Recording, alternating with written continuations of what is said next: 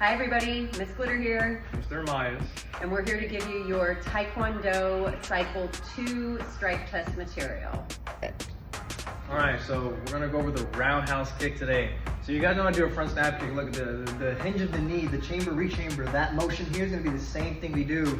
But in order for you to do that, you gotta be able to pivot your leg. Boom, I'm gonna get my tippy toe, I'm gonna pivot and turn. Then I snap with the same front snap kick motion, I come right back to my guard. Same thing with the front leg, I'll chamber and I pivot and I go, boom, like so. Same hinge, look at front snap kick, I just turn it over. Bop, bop, go around the target. Hit him in the face. So I got my glitter right here. When you guys are kicking, I want you to challenge yourself to put it around your neck or face level. Throwing a round kick like this doesn't really make any sense to go to the leg or to the body. Not yet. But to the head it makes sense. So as my guard's around, I'm looking at my target, I'm not looking over there, I'm not looking over there, I'm looking at it. I pivot in chamber. When I snap that thing, I come right back to my guard. The control is there because my rechamber is there.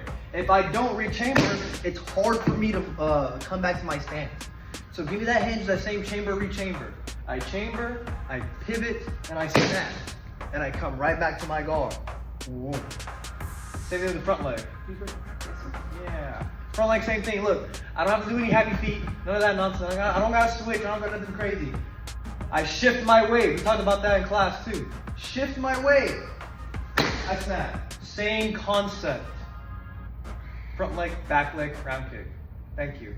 You look good. All right. Second kick, axe kick. So your front snap kick, again, there's the first kick you learn. It's basing off all that from that direction, the directional thing. So if I go front snap kick, it goes down the middle. When I go round kick, it goes around. It's in the name. The axe kick goes down.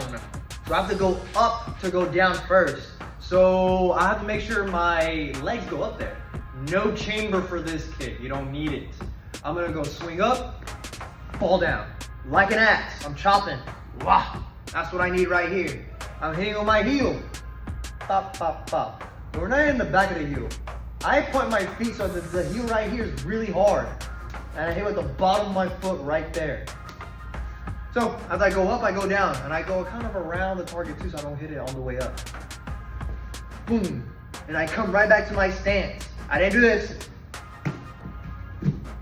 No. All the way up, all the way back. Right back to my guard. So, on the porky chop. Boom! Of course, I'm adjusting, do what I want to do. I aim for it, I go around it, and I touch. That's slow motion. Now I really need to use my hip, like you do a push kick, to drop it down and hit it. All the way straight through. It's cutting through it. One more. Right back to my guard. And I'm ready to go again just in case I need to do something else after the axe kick. Pop, pop. Axe kick. I love this kick, it's great. Alright, so Ms. Glitter's about to do the knife block set on her left side. We say left side because she's gonna start with stepping with her left foot. Blah, blah, blah. So she's gonna reach her hands all the way back as she steps forward with the left side and blocks down, as you can see. Boom. Now this stance is not a front stance, it's not a guard stance, it's a back stance. In class, I was talking to you guys about how we shift our weight and I go forward and backwards without even moving my feet. I just shift my weight. This stance is what inspired that teaching method. You can see that she's leaned back on her back foot over there.